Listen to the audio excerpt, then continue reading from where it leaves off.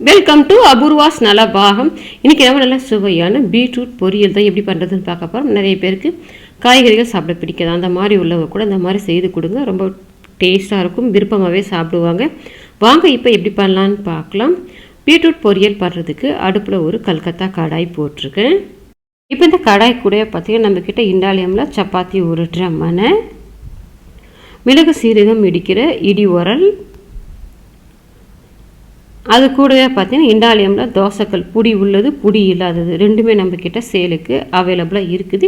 இது எல்லாமே உங்களுக்கு வேணும்னு நினச்சிங்கன்னா ஸ்க்ரீனில் நான் கொடுக்குற நம்பருக்கு வாட்ஸ்அப் பண்ணுங்கள், டீட்டெயில்ஸ் சென்ட் பண்ணுறேன். வேணுன்றவங்க ஆர்டர் பண்ணிவிட்டு வாங்கிக்கலாம்.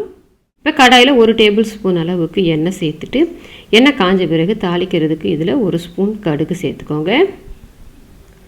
இப்போ கடுகு நல்லா பொரிஞ்சிடுச்சு. அது கூட 1 ஸ்பூன் உளுத்தம்பருப்பு சேர்த்துட்டு, உளுத்தம்பருப்பு நல்லா கோல்டன் கலரில் ஃப்ரை பண்ணி விட்டுருங்க. இப்போ கடுகு பொரிஞ்சு உளுத்தம்பருப்பு நல்லா செவந்து வந்த பிறகு இதில் மீடியம் சைஸில் ஒரு வெங்காயம் நீல வாக்கில் கட் பண்ணி வச்சுருக்கேன். அதை சேர்த்துட்டு அது கூடவே ஒரு 10 பல் பூண்டு 1/2 தட்டிருக்கேன். முழுசாக சேர்க்குறது தட்டி சேர்த்துக்கோங்க, வாசனை டேஸ்ட் ரெண்டுமே நல்லாயிருக்கும். அது கூடவே ஒரு கொத்து கருவேப்பிலையும் சேர்த்துட்டு இந்த வெங்காயம் பூண்டு நல்லா கண்ணாடி பதத்துக்கு வதங்கி வர்ற வரைக்கும் வதக்கி விட்டுருங்க.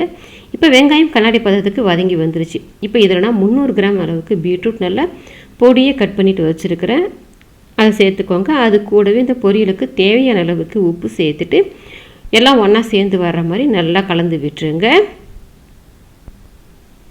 இப்போ எல்லாம் ஒன்றா சேர்த்து நல்லா கலந்து விட்ட பிறகு இது வேகிறதுக்கு நம்ம தண்ணியெல்லாம் ஊற்றி வேக வைக்கக்கூடாது. பீட்ரூட்டில் நீர் சத்து இருக்கிறதால அதுவே நல்லா வெந்து வரும். அதனால் இப்போ மூடி போட்டு வச்சுட்டு அந்த ஆவிலே வேக விட்டுருங்க. அப்போ தான் பொரியல் நல்லா டேஸ்ட்டாக இருக்கும். தண்ணி ஊற்றி வேக வச்சுன்னா சல்லுன்னு இருக்க மாதிரி இருக்கும்.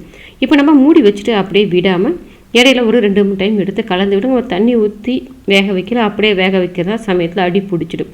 அதனால் கலந்து விட்டு வேக விட்டுருங்க, மூடி வச்சு வேக வைங்க. இப்போ பார்த்தீங்கன்னா 7-8 நிமிஷம் கிட்ட ஆகுது மூடி வச்சுருந்து. இடையில ஒரு 2-3 டைம் எடுத்து கலந்து விட்டுருந்தேன்.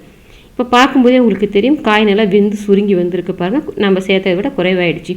இப்போ கையில் ஒன்று எடுத்து மசிச்சு காமிக்கிற பாருங்கள், நல்லா மசிஞ்சு வருது பாருங்கள், நல்லா காய் வெந்து வந்துருச்சு. நல்லா வெந்து வந்த பிறகு காரத்துக்கு இதில் 1 ஸ்பூன் அளவுக்கு தனி மிளகாத்தூள் சேர்த்துக்க, நீங்கள் உங்கள் காரத்துக்கு தகுந்த மாதிரி சேர்த்துக்கோங்க. அது கூடவே ஒரு 1/4 ஸ்பூன் அளவுக்கு சீரகத்தூள்.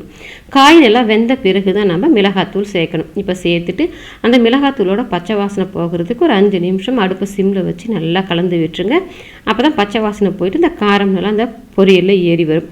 இப்போ நான் ஒரு 5 நிமிஷமாக நல்லா கலந்து விட்டுருந்தேன். எல்லாமே நல்லா சேர்ந்து வந்த பிறகு அடுப்பை ஆஃப் பண்ணிக்கோங்க. அடுப்பை ஆஃப் பண்ணிவிட்டு ஒரு 3 டேபிள் ஸ்பூன் அளவுக்கு துருவின தேங்காய் சேர்த்து நல்லா அப்படியே கலந்து விட்டுருங்க. நமக்கு நல்லா சுவையான பீட்ரூட் பொரியல் ரெடி ஆகிடுச்சு. டேஸ்ட் ரொம்பவே அருமையாக இருக்கும். ட்ரை பண்ணி பாருங்கள். ட்ரை பண்ணி பார்த்துட்டு எப்படி வந்ததுன்றதை கமெண்ட் செக்ஷனில் சொல்லுங்கள். லைக் பண்ணுங்கள், ஷேர் பண்ணுங்கள், அபூர்வாஸ் நலபாகத்துக்கு சப்ஸ்கிரைப் பண்ணுங்கள், கூடவே பெல் பட்டனையும் கிளிக் பண்ணுங்கள். அப்போ தான் என்னோடய போஸ்ட்லாம் உங்களுக்கு உடனடியாக கிடைக்கும்.